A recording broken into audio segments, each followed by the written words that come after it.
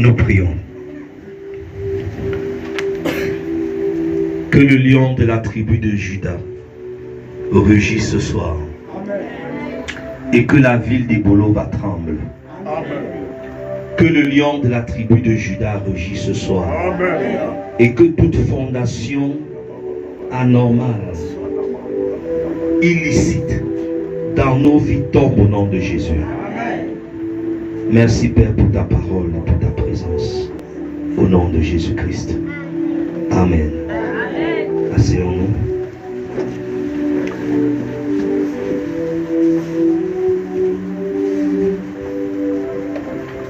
Avance en pleine eau. Dis à ton voisin, avance en pleine eau. Dis à ta voisine, avance en pleine eau. Ne t'inquiète pas. Ça commence souvent doucement. Ça évolue progressivement. Et ça finit dangereusement. Est-ce que tu comprends ce que je dis? Ça commence souvent doucement. Ça avance progressivement. Et ça finit dangereusement. Dis à ton voisin, tu es au bon endroit ce soir.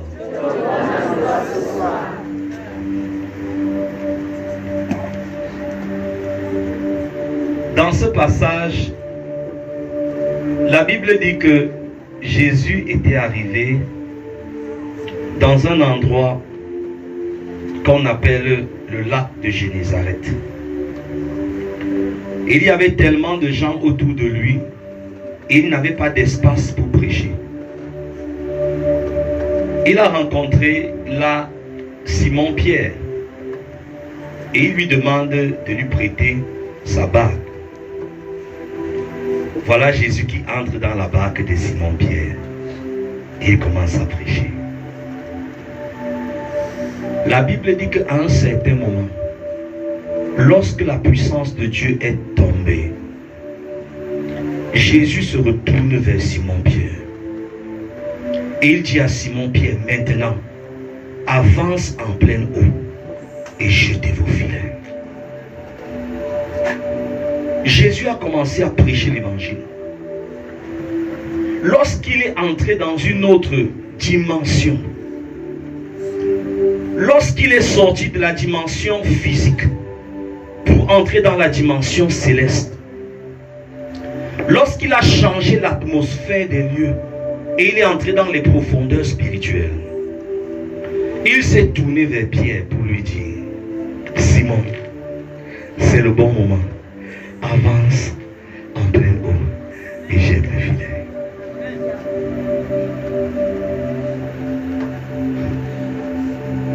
Donne-moi un bon amen. Amen.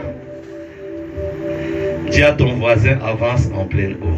Avance en pleine eau.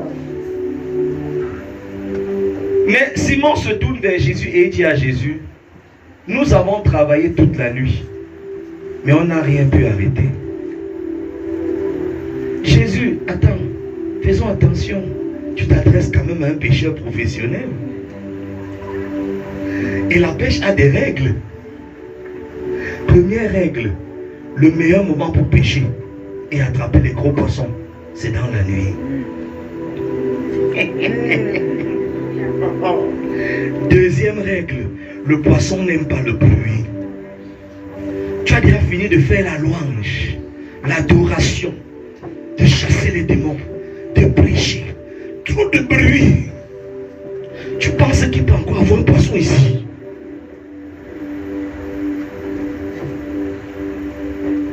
Mais Jésus, tu es en train de briser tous les protocoles de la pêche. Et Jésus lui demande, bon, toi qui as respecté tous les protocoles de la pêche, tu as pêché pendant toute la nuit. Il faisait noir le moment où on attrape le poisson. C'était calme, pas le moindre bruit. Tu as attrapé combien de poissons? Vous savez, ce n'est pas la beauté de la femme qui donne le mariage.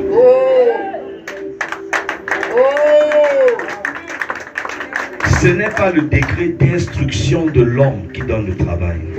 Amen. Ce n'est pas le degré ou la quantité de relations qui ouvre les portes.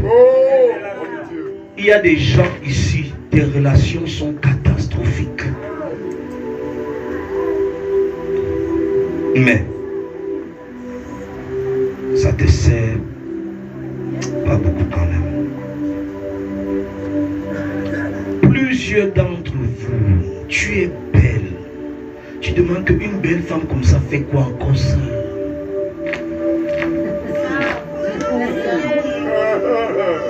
Tu comprends ce que je suis en train de dire? Tu es le genre d'homme que les femmes veulent.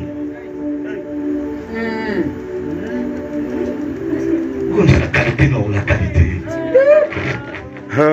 Vous savez que dans les choses, il y a les qualités. Amen. Il y a les qualités que quand tu pointes à la sœur, elle dit que c'est lui. Dieu me l'avait montré, même si Dieu n'avait rien. C'est lui, Dieu. La vision naît. Mais qu'est-ce qui n'a pas marché? Simon avait fait tout ce qu'il fallait. Attendez, je vais vous expliquer. La Bible dit que quand Jésus dit jeter le filet, la Bible dit que Simon prend sa barque et il avance. Et après, il appelle ses associés. Ça veut dire que dans l'affaire, c'est quand Simon avait commencé son business, il était seul avec sa barque. Le business a commencé à marcher. À un moment, il s'est rendu compte que Dieu, c'est comme si c'est le moment où je dois passer à l'étape supérieure. J'ai commencé avec un petit étalage de tomates. Je crois que le moment est arrivé où je dois ouvrir un magasin, où je dois commencer à la vente en gros. Voilà comment ils cherchent les associés. Les gens qui ont les capitaux, ils achètent un deuxième bateau. Mais le jour où ils inaugurent l'entreprise, ils se lancent en mer avec les deux bateaux.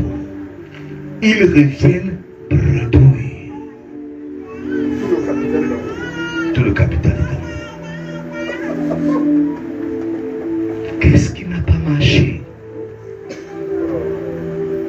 C'est là où Jésus intervient. Donne-moi un bon amen. L'une des plus grandes batailles de la vie, c'est la bataille dans la saison qu'on appelle saison de transition.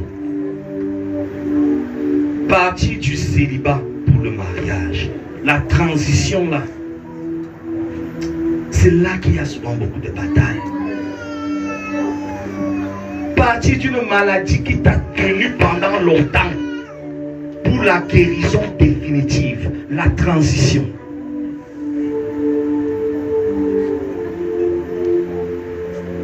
Même dans les ministères, le ministère, il y a des saisons de transition. Amen. Plusieurs sont dans des phases de transition. Alléluia. Où le Seigneur veut t'amener d'une dimension à une autre plus élevée. Je suis venu te dire que tu vas accéder à la prochaine dimension. Amen. Si tu m'avais compris, tu allais me donner un meilleur amen. Ne t'inquiète pas, tu vas comprendre ce que je veux dire. Ne t'inquiète pas.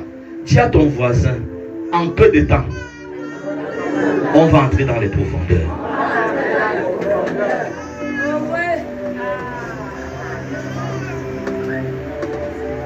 Il y a aussi la ligne rouge.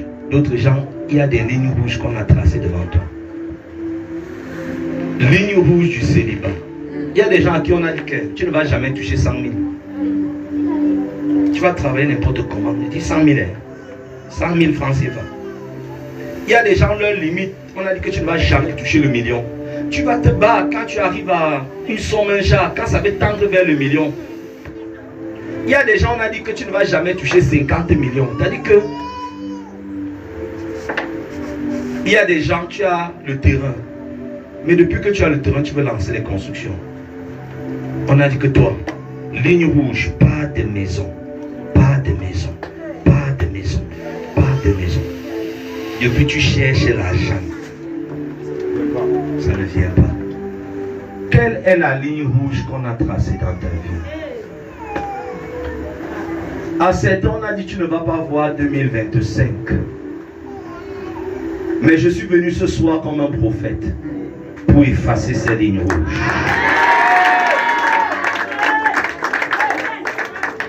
Est-ce que tu entends ce que je dis? Que mon calme ne te dérange pas. Je suis dans une autre dimension spirituelle. Et je suis en train de faire un travail de profondeur. Est-ce que vous comprenez ce que je suis en train de dire? Que mon calme ne te dérange pas. Je suis en train d'entrer dans ta vie maintenant. Là où ils ont dit que ta limite c'est ici. Ici. Ici. Ici. Toi-même tu connais la limite là. J'efface cette limite avec le sang de Jésus. Je dis que j'efface cette limite avec le sang de Jésus.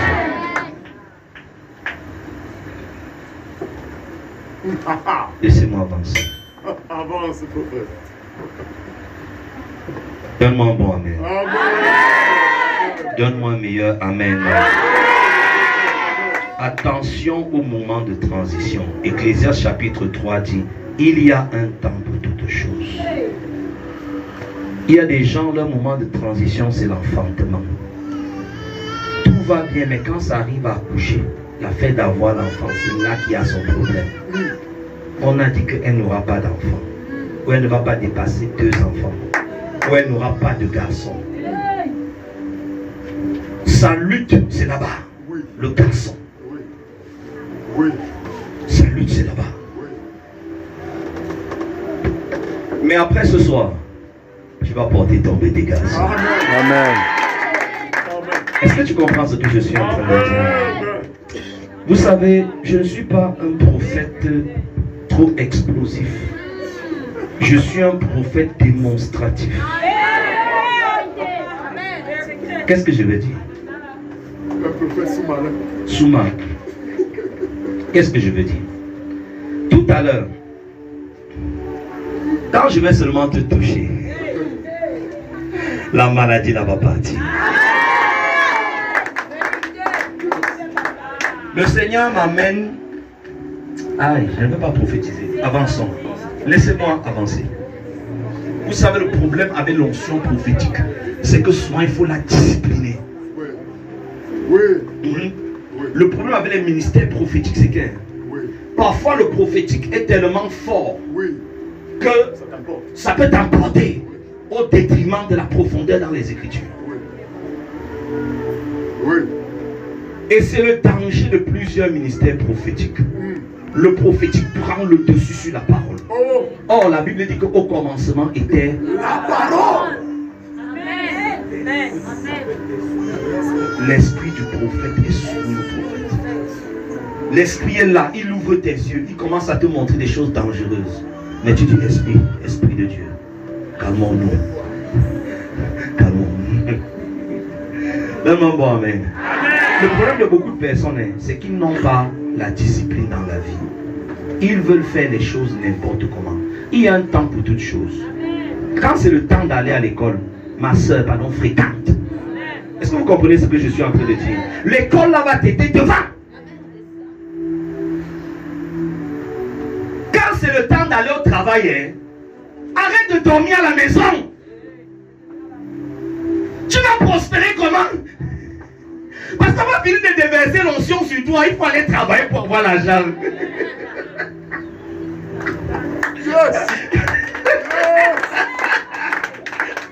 Après ton bazar, c'est ça ou ce n'est pas ça?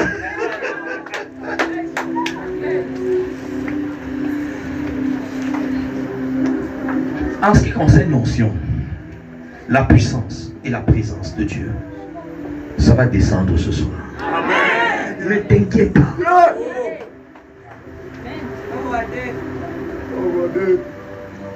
Mais il faut que tu changes un peu de...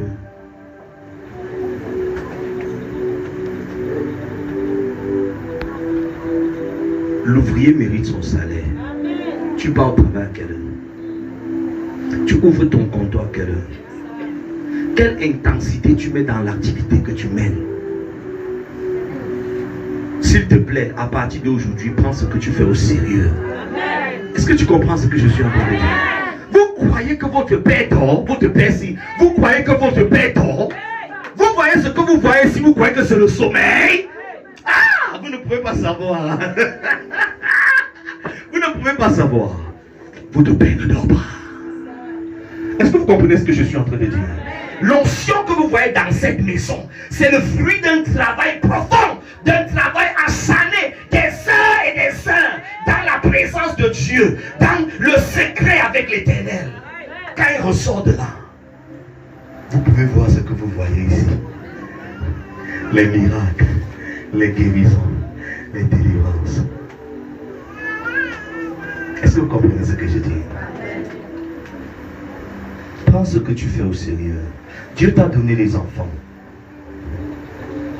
Est-ce que tu prends même le temps pour éduquer tes enfants? Ou chacun fait ce qu'il veut, j'ai pris. Ce soir, je parle sur le thème avance en pleine eau. Tu as trop géré l'affaire des enfants là. Tu as trop pris ça à la légère. Il est temps que tu prennes l'éducation de tes enfants en main. Est-ce que tu pries encore même avec tes enfants à la maison? La dernière fois que tu as lu la Bible avec tes enfants, c'était quand? La dernière fois que tu as étudié avec tes enfants, c'était quand? La dernière fois que tu as pris le temps pour causer avec ta fille qui est derrière une adolescente, que les seins sortent déjà un peu là, c'était quand? Tu lui as même donné même les conseils à quel moment? Écoutez, tout ce n'est pas le diable. Il y a un moment où tu dois t'asseoir et prendre le temps de faire les choses bien. Amen. Est-ce que vous comprenez ce que je suis en train de dire?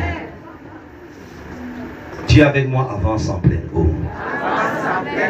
J'ai 10 minutes et puis on entre dans la suite. Dis avec moi 10 minutes. 10 minutes.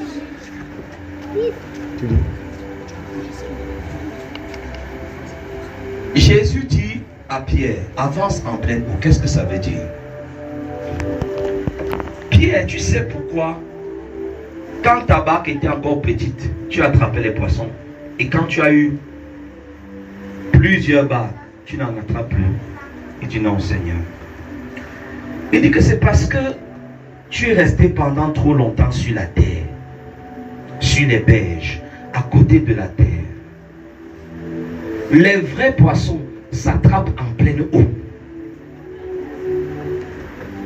Tu vas comprendre ce que je dis. Allez chez les vrais pêcheurs Batanga. Les gens qui pêchent les gros poissons et beaucoup de poissons.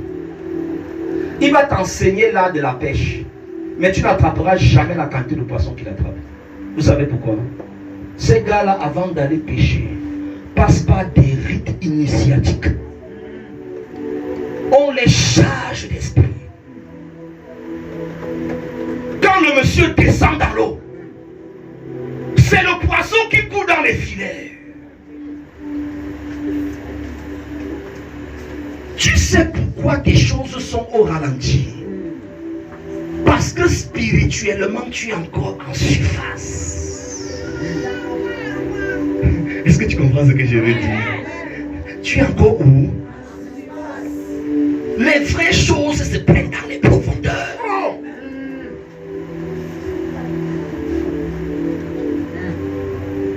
Mon frère, il est temps d'entrer dans les profondeurs. Il y a les profondeurs en Christ. Il y a les profondeurs en Christ. Il y a les profondeurs en Christ. Il y a une dimension de puissance de Dieu qui doit descendre sur toi.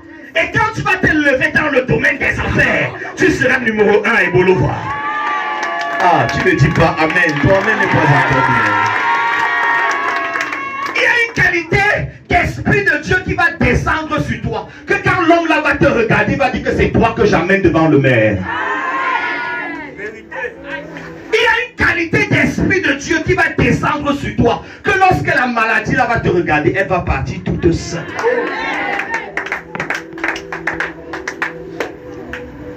Avance en pleine eau.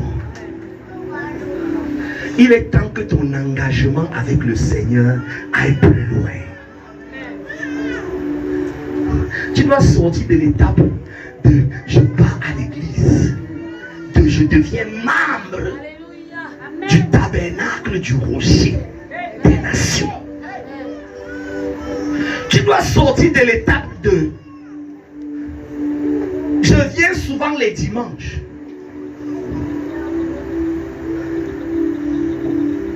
À l'étape des disciples. Alléluia. Je m'assois au pied de mon Père. Papa, enseigne-moi. Est-ce que vous comprenez ce que je dis? Alléluia.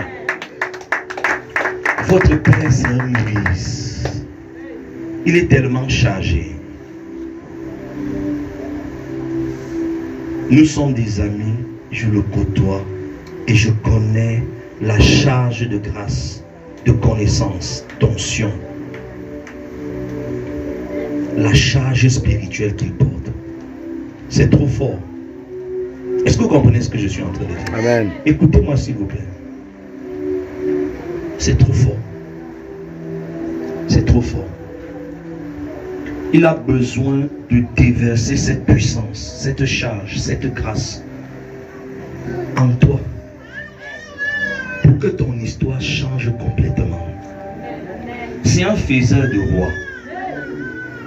Est-ce que vous comprenez ce que je suis en train de dire? Alléluia. Attache-toi à ton Père, il va t'amener au sommet. Attache-toi à ton Père, le potentiel qui est en toi là va se manifester pleinement. Attache-toi au Dieu de ton Père. Parce que l'eau qui coule du rocher-ci,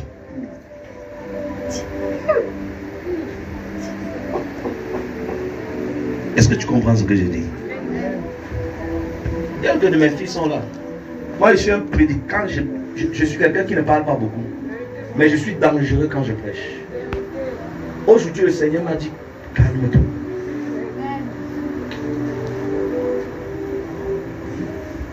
Je ne parle pas beaucoup. Mais je parle souvent beaucoup quand je prêche. Mais le Seigneur m'a dit, pose-toi. Fais asseoir les prises et libère la puissance. Il est temps d'aller un peu plus loin.